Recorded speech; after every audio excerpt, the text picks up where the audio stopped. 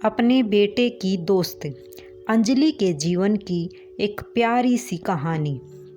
अंजलि बचपन से ही एक सरल परिवार में पली बढ़ी है, जहां लड़कियों का लड़कों के साथ बात करना अच्छा नहीं माना जाता। कहीं आउटिंग के लिए लड़कियों को नहीं भेजा जाता, भले ही उसके पापा ने उसे मेडिकल का कोर्स करवाया हो, लेकिन कभी भी उसे अकेले बाहर नहीं भेजा, चाहे फिर वो मेडिकल कॉन्फ्रेंस ही क्यों न हो। उसको सिटी से बाहर जाने की परमिशन नहीं थी। अंजलि भी बहुत ही शर्मीली स्वभाव की और बहुत ही सुलझी हुई लड़की थी। उसने कभी भी इस बात के लिए अपने माता पिता से बहस नहीं की, क्योंकि वो समझती थी कि शायद उनकी असुरक्षा है आजकल का माहौल देखते हुए, जो उन्हें ऐसा करने पर मजबूर करती है। पर अंदर ही अंदर जब वो दूसरी लड़कियों को खुलकर एंजॉय करते हुए देखती थी तो मन ही मन बहुत उदास होती थी। पर संस्कारों की वजह से खुद पर संयम रखना उसे बखूबी आता था। कॉलेज में उसकी एक सहेली थी, शिखा, जो उसके इस स्वभाव की कायल थी, और वो कहती थी, पता नहीं तू कैसे ये सब मैनेज कर लेती है। अंजलि ने कभी होश संभालने के बाद अपनी माँ को गले नहीं लगाया था, अपने पिता को गले नहीं लगाया था, क्योंकि उनके परिवार में ये सब मर्यादा के बाहर माना जाता था। ऐसे में अंजलि एक बहन को बहुत मिस करती थी।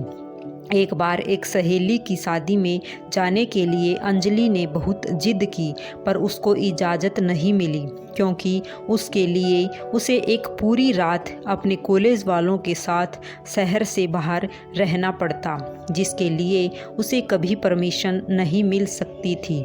शिखा ने भी न जाने का फैसला लिया। अंजलि के समझाने के बावजूद शिखा भी नहीं गई, अपने दोस्त को अकेला छोड़कर। उसने कहा कि यार, मुझे समझ नहीं आता तेरे ऊपर इतनी पाबंदी क्यों है। तू समझदार है और अपनी देखभाल खुद कर सकती है। पर अंजलि ने कहा कि मुझे इसके लिए कोई शिकायत नहीं है। अंजलि की शादी हुई। शुभम अंजलि को बहुत प्यार करता था, उसे बहुत घुमाता था, जिसका अंजलि को शुरू से ही शौक था, पर वो कभी घर से बाहर नहीं गई थी। धीरे धीरे अंजलि एक बेटे की माँ बन गई और उसकी लाइफ उसके इर्द गिर्द घूमने लगी। पर जैसे जैसे बेटा बड़ा हुआ, अंजलि ने महसूस किया कि वो मस्त मौला किस्म का है, उसे कुछ फर्क नहीं पड़ता अंजलि की भावना से। वो एक मस्त लाइफ जीता था। अंजलि जब दोबारा माँ बनने वाली थी तो उसे लगा शायद अब उसे एक बेटी होगी जो उसकी भावना को समझेगी और उसके जीवन में जो बहन की कमी थी उसे पूरा करेगी। लेकिन इस बार भी अंजलि का बेटा हुआ। अंजलि थोड़ा मायूस हो गई, क्योंकि अब उसके जीवन में कभी वो पल नहीं आएगा कि वो अपनी बहन या बेटी से अपना हाल चाल साझा कर पाएगी।